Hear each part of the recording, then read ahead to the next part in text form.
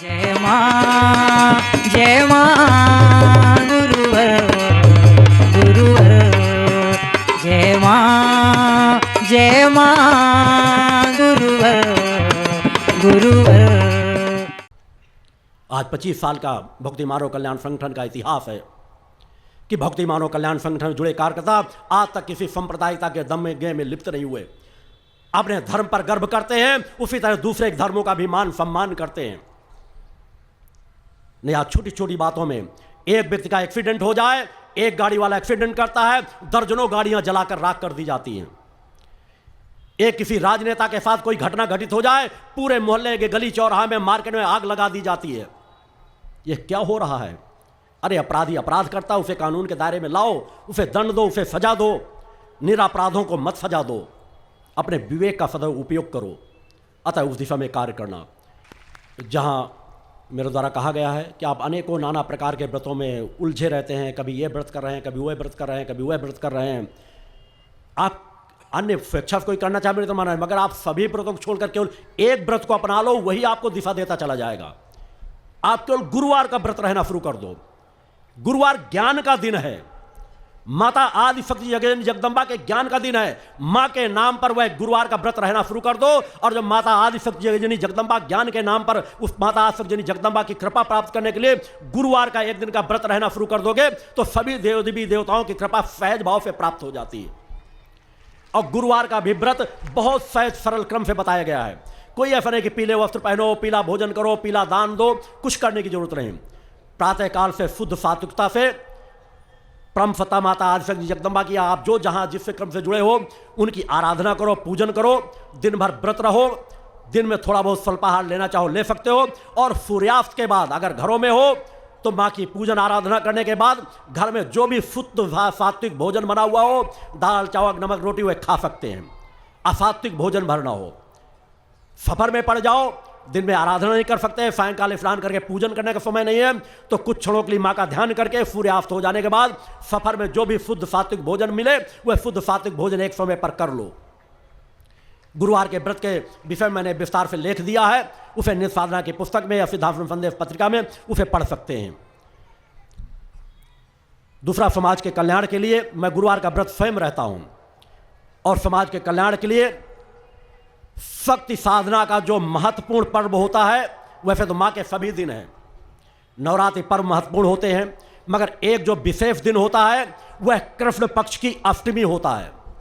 शक्ति साधकों के लिए, शक्ति साधना के लिए, जहां मैं स्वतः समाज के कल्याण के लिए वहां पर ध्यान साधना में रत रहता हूं, यज्ञ कार्य में रत रहता हूं। वहां पूरा दिन आप सिद्धाश्रम में आते जाते देखते हैं, मैं उस दिन ध्यान साधना में पूरा समय देता हूं।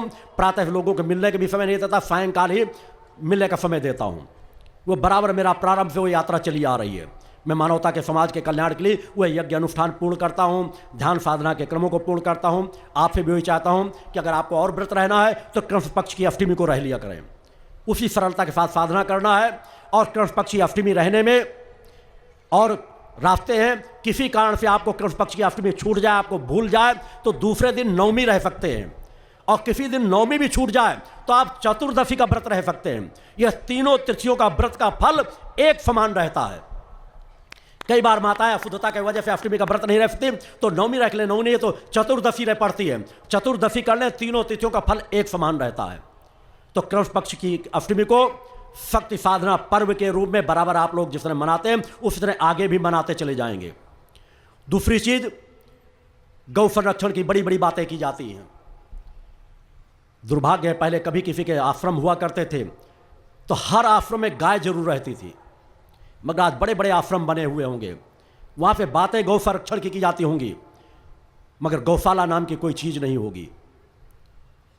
आज आश्रम में भी गौशाला, अनेकों धार्मिक स्थानों में गौशालाएं हैं, गौशाला के लिए अनेकों क्षेत्रों में अच्छे अच्छे कार्य किए जा रहे हैं, मगर समाज के जन जन की आवश्यकता है कि गौ का संरक्षण संवर्धन हो, गायें काटी ना जाए, वृद्ध गायों की भी सेवाएं हो।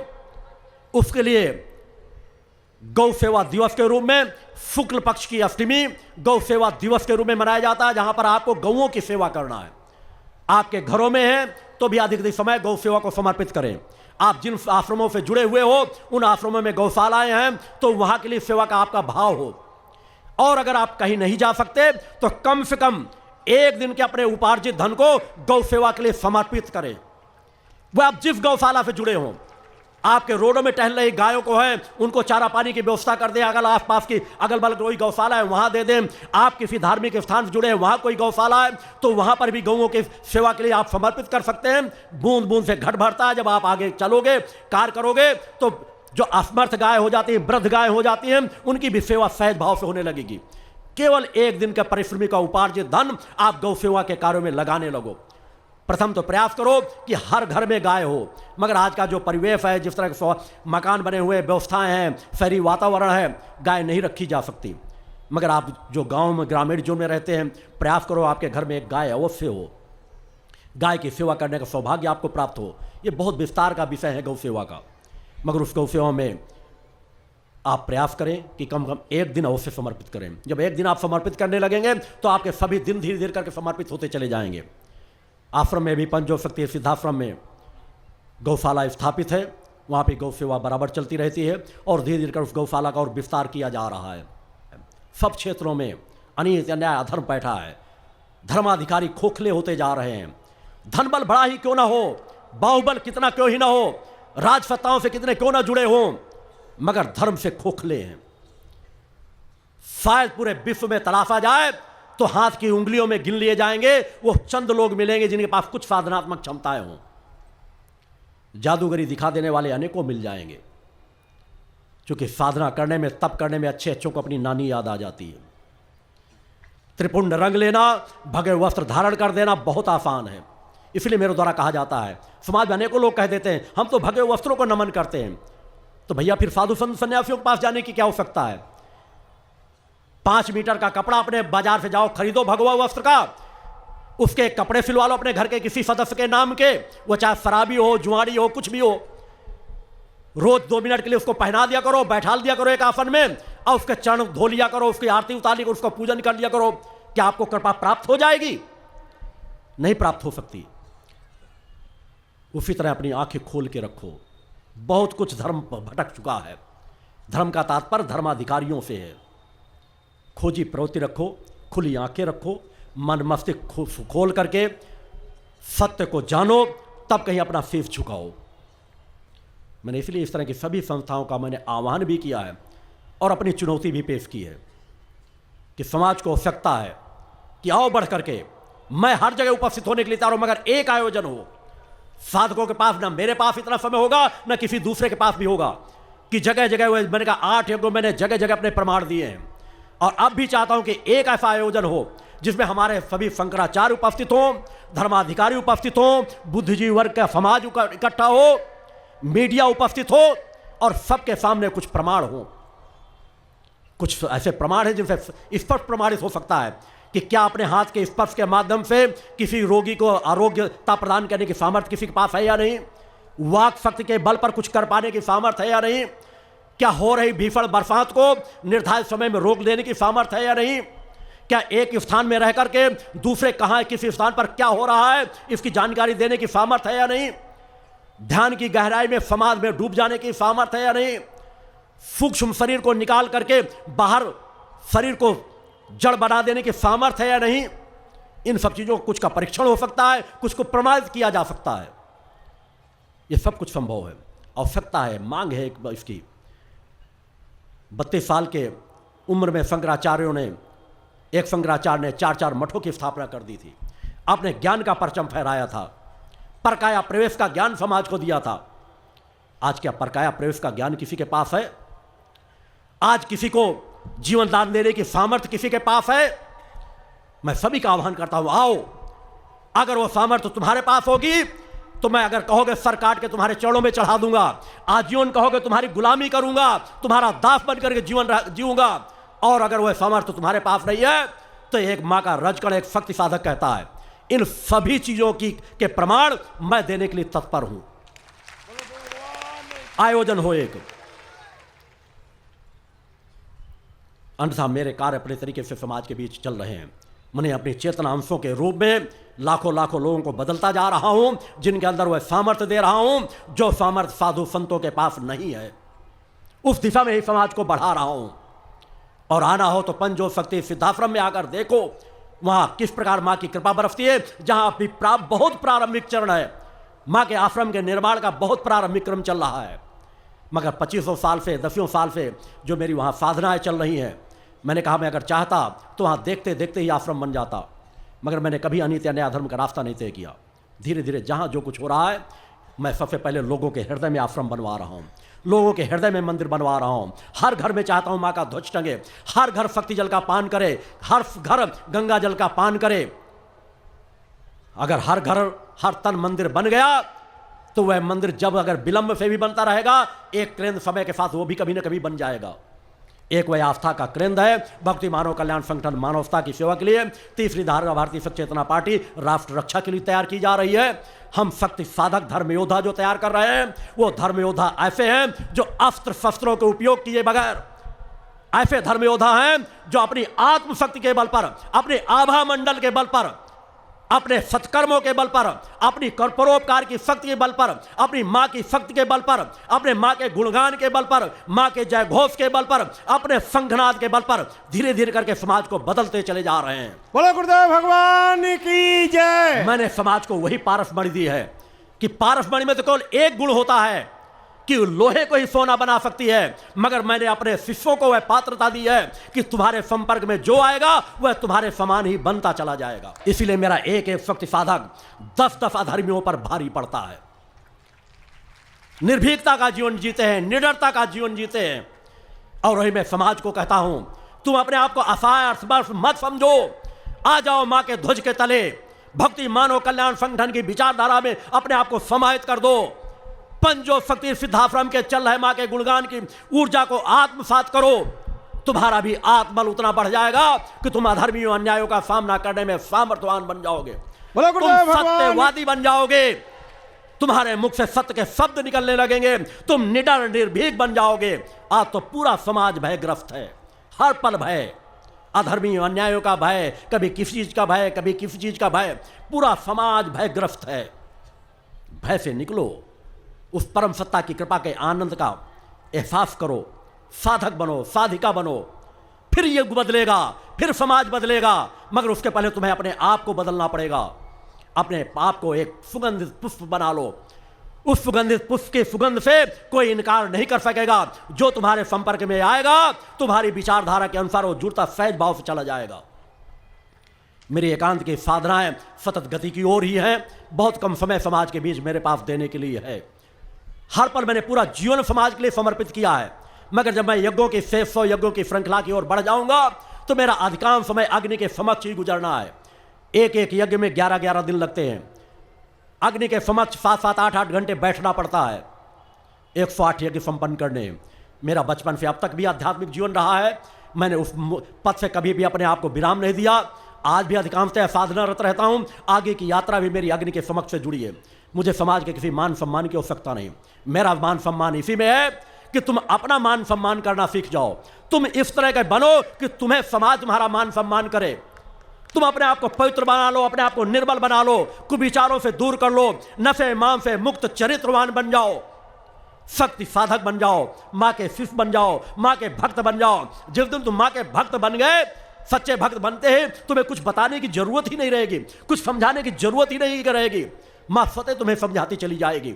स्वतः तुम्हारे अंदर की बैठी चेतना तुम्हारा मार्गदर्शन करती चली जाएगी। तुम्हारे बरबस कदम सतमार्ग की ओर बढ़ने लगेंगे। अतः उस दिशा में चलो। इन क्षणों पर मैं आरती के पहले पुनः आपसे चाहता हूं कि आप नशे मान से मुक्त चरित्रवान जीवन जीने के लिए इससे अच्छा सुंदर सौभाग्य नहीं प्राप्त होगा। कोई भी अवगुण हो, कोई बुराई हुई हो, आज शुरू के समापन में आप एक बार पुनः दोनों हाथ उठा करके संकल्प करें कि हम आज से नशे मान से मुक्त चरित्रवान जीवन जीने का संकल्प लेते हैं और इस संकल्प में कभी विकल्प नहीं आएगा। हाथ उठा करके संकल्प करें और इस संकल्प का सदैव याद रखिएगा। यह संकल्प आपके पूरे जीवन की दिशा धारा को बदलता चला जाएगा। निर्भीकता निडरता का जीवन जिए।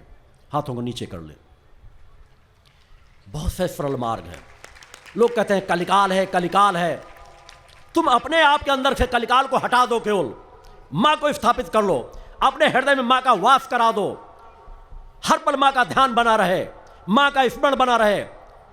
कभी कोई गलत कार्य मत करो। नशे मान से मुक्त चरित्रवान जीवन जीना शुरू कर दो। अपने आप जीवन बदलता चला जाएगा।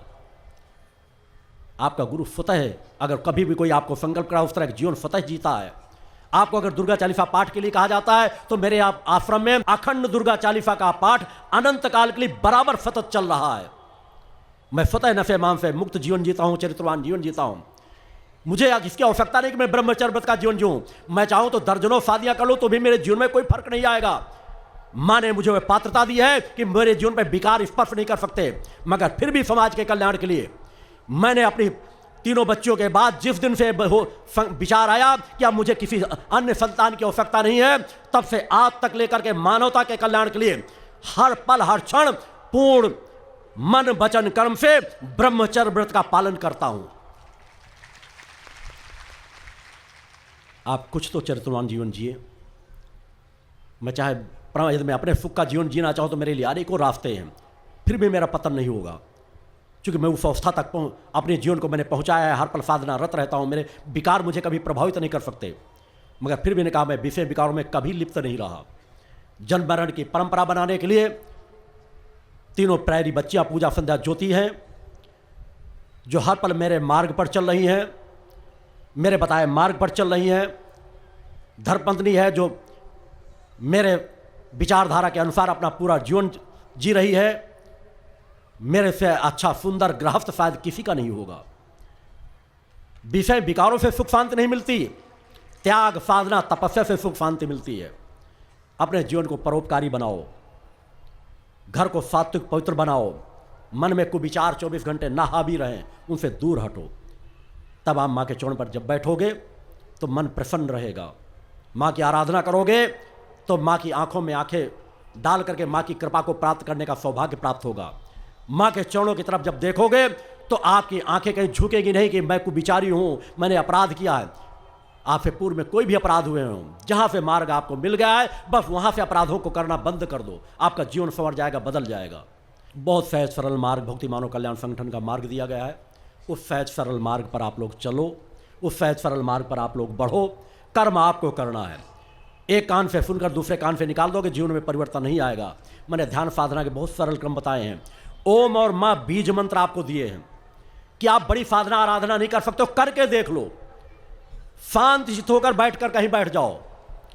ये आपकी सुषुम्ना नाड़ी सातों चक्रों को चैतन्य करने, उनके मंथन करने के लिए सबसे महत्वपूर्ण ओम और माँ 2 बीज मंत्र है। ओम और माँ का क्रमिक उच्चारण करके देखो। ओम के माध्यम से हम अंतःकरण में प्रवेश करते हैं और माँ के माध्यम से अंतःकरण की चेतना को बाहर लाने का प्रयास करते हैं। क्रम से सफर ओम और माँ का नित्य प्रति जिस तरह आप उच्चारण करते हो, लगातार करके देखो। 10-10, 5-5 मिनट, 2-2 मिनट, जब भी आपके पास समय हो, बिल्कुल मन को एकाग्र करके बैठो, करो और फिर अनुभव करो। आपके विचार संतुलित होने लगेंगे, कुविचार दूर भागने लगेंगे। आपका जो तनाव टेंशन बना रहता है, छोटे छोटे बच्चे तनावग्रस्त हैं, 15-15, 10-10 साल के बच्चे मुझे आके गुरु जी हमें तनाव बना रहता है, टेंशन बना रहता है, हमारा मन किसी कार्य में नहीं लगता। पूरा समाज तनावग्रसित है। आप तनाव मुक्त हो जाओगे। एक पल में पहले आप कैसा जीवन जी रहे थे, एक क्षण में आपका जीवन बदल जाएगा। इसलिए मेरे तो कहा मैं चाहे जिस हलचल के बीच कार्य कर रहा हूं, विज्ञान को चुनौती देता हूं, आके कभी परीक्षण करने के लिए तैयार हूं। मैं तैयार हूं कि मुझे एक पल लगता है बाहर के जितने झंझावातों के बीच कार्य कर रहा हूं, चिंतन दे रहा हूं, चेतनता का चिंतन दे रहा हूं, आवेश में बोल रहा हूं, एक पल लगेगा अपने विचारों को पूरी तरह शांत और संतुलित कर लेने में। आप भी कर सकते हैं। आज्ञा चक्र को माध्यम बनाएं, नेत्र पे ध्यान में बैठना प्रयास करें। धीरे धीरे आपकी उसकी पकड़ उस चक्र में होती चली जाएगी, आपका मन एकाग्र होने लगेगा। वह राजा चक्र है, यदि उसकी शरण में आप पहुंच गए, उसको यदि आपने पकड़ लिया तो नीचे के चक्र अपने आप जागृत होने लगते हैं। आपको मूलाधार में ध्यान देने की जरूरत नहीं, आपको स्वाधिष्ठान चक्र में ध्यान देने की जरूरत नहीं, आपको मणिपुर चक्र में ध्यान देने की जरूरत नहीं, आपको अनाहत चक्र में ध्यान देने की जरूरत नहीं, आपको विशुद्ध चक्र में ध्यान देने की जरूरत नहीं। ये सभी चक्र जागृत होते चले जाएंगे और धीरे धीरे आप अज्ञा चक्र के बाद अगर नीचे के चक्रों को आकर्षित करने में सफल हो गए तो धीरे धीरे उस मानसरोवर शस्त्रार में भी आप प्रवेश कर जाएंगे। और शस्त्रार का प्रवेश पाना ही सच्ची मुक्ति है, बाकी तो सब भटकाव है। इसलिए मैंने कहा है योग ही जीवन है, वियोग ही मृत्यु है। कुंडली का जागरण ही जीवन की मुक्ति है। जितना हम अपनी आत्मा और परम सत्ता अपनी जननी से नजदीकता बढ़ा लेते हैं, अपनी कुंडली शक्ति के एक एक चक्रों को जोड़ने में सफल हो जाते हैं, उतना हम मुक्ति पथ की ओर बढ़ जाते हैं। और जितना इन चक्रों की दूरियां एक दूसरे की बढ़ती चली जाती हैं, उतना हम पतन के मार्ग पर चले जाते हैं। असली आनंद एक ऐसा नफा, भौतिक जगत में कोई भी एक आनंद ऐसा नहीं है जो उसके हजारों हिस्से में भी खड़ा होने की पात्रता रखता हो। आपके पति पत्नी के संबंध हो, प्रेमी प्रेमिका के संबंध हो, आप लोभी प्रवृत्ति हो, धन से आपका संबंध हो, किसी भवनों से आपका प्रेम हो, वह सब प्रेम पैर से ठोकर मार देने के बराबर हो जाता है जिस दिन आप अपनी चेतना की तरंगों के इन 7 चक्रों की आपको चेतना स्पर्श करने लगती है। आप एक ऐसे आनंद में डूब जाते हो जिस आनंद से आप कभी निकलना नहीं चाहोगे।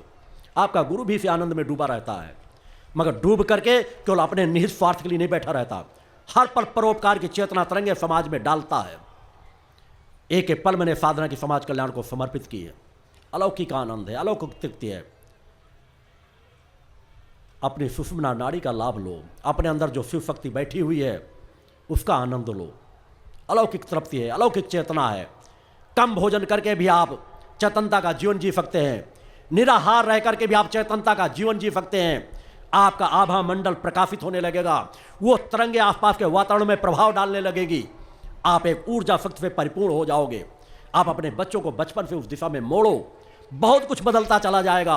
तुम स्वयं बदल लो, जग अपने आप बदलता चला जाएगा। उस दिशा में कार्य करो और इन क्षणों पर पूरी चेतनता एकाग्रता से मन को शांति करके आरती का क्रम जो प्रारंभ होने जा रहा है, उस आरती का इन दिव्य आरतियों का एक विशेष फल है। इसके विषय में मैंने बार बार आपको बताया, इन दिव्य आरतियों को पूर्ण कराने ही मैं उपस्थित होता हूँ समाज के बीच। नहीं, मैं बहुत कम समय समाज को देता हूँ। न तो मैं गुरु पूर्णिमा पर्व बनाता हूँ, न अपने चरण पूजन करने का किसी को मौका देता हूँ। जब शिविर होते हैं तभी एक बार, वो भी तीनों बच्चियों को इन्हीं को दिया जाता है जिनकी पात्रता है। उस पात्रता के अनुसार, चूंकि आज मैं समाज को किसी को मौका देने लगूं तो लोगों को लगेगा किसी ने लाख 2 लाख करोड़ 2 करोड़ गुरु जी को दे दिया होगा। और ये सभी संस्थाओं में हो रहा है। जो पैसे वाले हैं वो ऋषियों मुनियों का माल्यार्पण कर रहे हैं, शंकराचार्यों का माल्यार्पण कर रहे हैं, बड़े बड़े धर्माधिकारियों को माल्यार्पण, वो भले चाहे रोज शराब लगाते हों। भक्ति भावना के लोगों को मौका नहीं मिलता।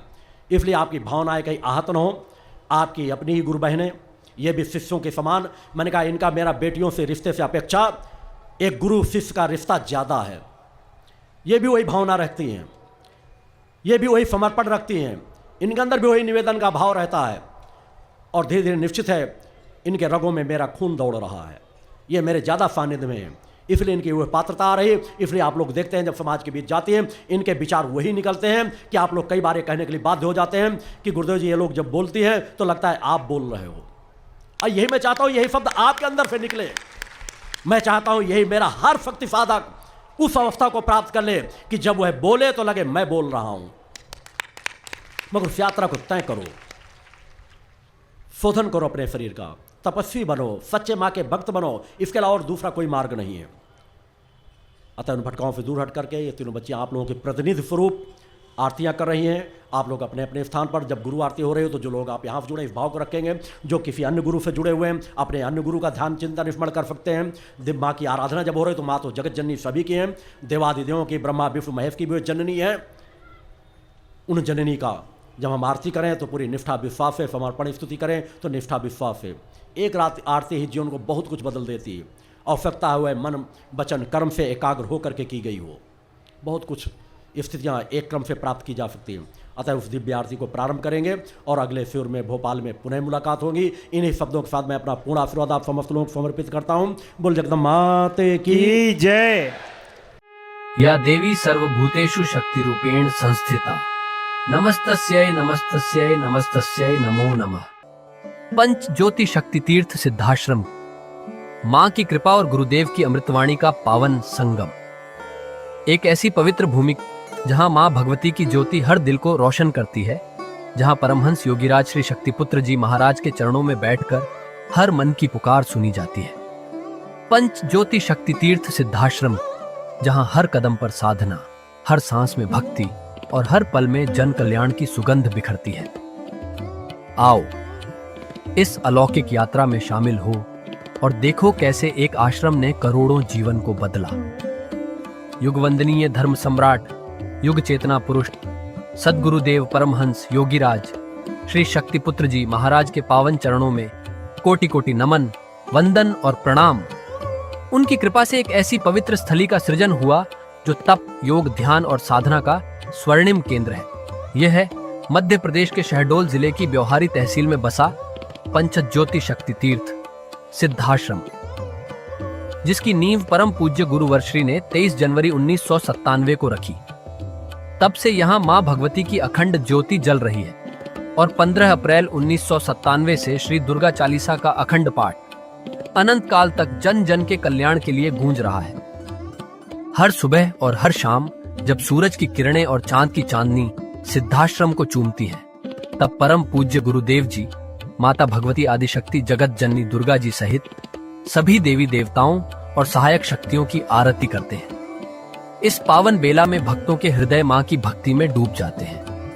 मूल ध्वज साधना मंदिर में भी रोज सुबह शाम होने वाली आरती में भक्तों का समूह उमड़ता है। यहाँ हर मन की पीड़ा मिटती है, हर शरीर को शांति मिलती है और हर आत्मा को सुख, शांति व समृद्धि का आशीर्वाद प्राप्त होता है। परम पूज्य गुरुदेव की कृपा ऐसी कि वे रोज सुबह और शाम भक्तों से निःशुल्क मिलते हैं। मां के भक्त और गुरुदेव के शिष्य अपने मन की बात उनके चरणों में रखते हैं और बदले में समाधान व आशीर्वाद पाते हैं। अब तक 1 करोड़ से ज्यादा भक्त गुरुदेव से मिलकर उनके मार्गदर्शन से जीवन की राह पा चुके हैं। गुरुदेव की वाणी ऐसी कि सुनते ही मन में संकल्प जागता है। उनके आशीर्वाद से करोड़ों लोग नशे और मांसाहार से मुक्त होकर चरित्रवान और चेतनावान जीवन जी रहे हैं। हर दिन सैकड़ों लोग नशा छोड़ने की प्रेरणा लेने सिद्धाश्रम धाम पहुंचते हैं।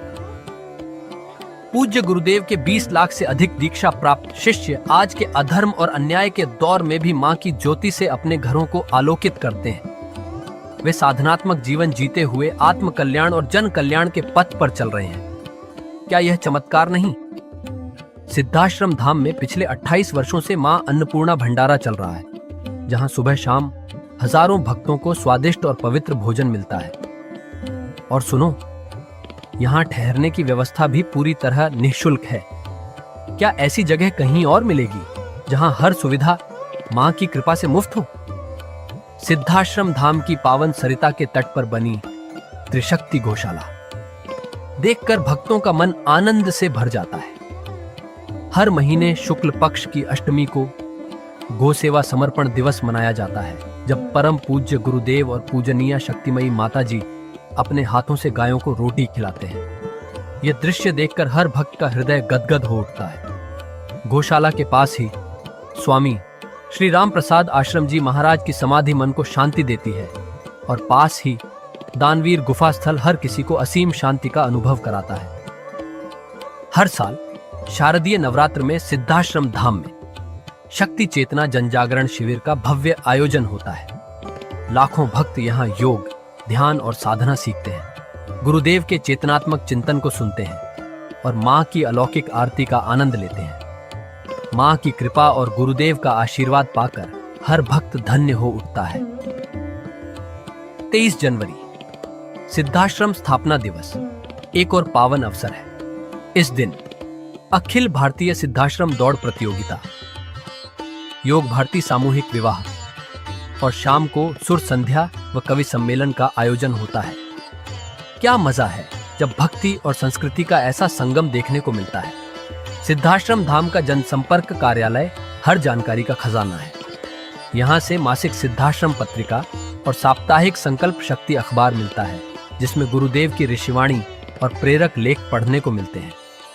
और हाँ, यहाँ माँ के प्रसाद के रूप में शक्ति जल भी निःशुल्क मिलता है। इस शक्ति जल ने करोड़ों लोगों को नशे और बीमारियों से मुक्त कर चेतनात्मक ऊर्जा दी है। क्या यह माँ की कृपा नहीं? जन कल्याण का एक और अनुपम उदाहरण है निःशुल्क वस्त्र सहायता केंद्र, जहां लाखों जरूरतमंदों को कपड़े दिए गए हैं। यह सिलसिला आज भी अनवरत चल रहा है। सिद्धाश्रम धाम में पौधारोपण का भी बड़ा काम होता है। परम पूज्य गुरुदेव जी महाराज एवं पूजनीय शक्तिमयी माता जी स्वयं समय समय पर पौधारोपण करके पर्यावरण को बढ़ावा देते हैं। सिद्धाश्रम धाम में अनेक प्रकार के फल, फूल और औषधियों के हजारों पेड़ों की हरियाली देखकर मन प्रसन्न हो जाता है। सिद्धाश्रम धाम में विभिन्न प्रकार की हरी सब्जियां उगाई जाती हैं, जो निःशुल्क चल रहे मां अन्नपूर्णा भंडारे में प्रयोग की जाती है। परम पूज्य गुरुदेव जी ने मानवता, धर्म रक्षा और राष्ट्र रक्षा के लिए 3 धाराएं बनाई हैं। भगवती मानव कल्याण संगठन, पंचज्योति शक्ति तीर्थ सिद्धाश्रम और भारतीय शक्ति चेतना पार्टी 15 मार्च 1995 को बने। भगवती मानव कल्याण संगठन के 1 लाख से ज्यादा कार्यकर्ता नशा मुक्त, चरित्रवान और परोपकारी समाज बनाने में जुटे हैं। संगठन का नशा विरोधी आंदोलन इतना प्रभावी है कि पिछले कुछ सालों में 2000 से ज्यादा अवैध शराब माफियाओं पर कार्रवाई हुई। संगठन के समर्पित और कर्मठ कार्यकर्ता दिन रात इस मिशन में लगे हैं। Siddhashram Ayurveda and food products के जरिए शुद्ध दवाएं और खाद्य पदार्थ बनाए जाते हैं। इन्हें लेने या व्यापार के लिए एजेंसी पाने के इच्छुक लोग संपर्क कर सकते हैं। आओ सिद्धाश्रम की इस पावन यात्रा का हिस्सा बनो। यहाँ माँ का अखंड गुणगान सुनो, साधना में डूबो और परम पूज्य गुरुदेव के दर्शन कर जीवन को धन्य करो। भगवती मानव कल्याण संगठन तुम्हें मानवता, धर्म और राष्ट्र की सेवा में शामिल होने का सादर न्योता देता है। जय माता की, जय गुरुवर की। जय मां, जय मां।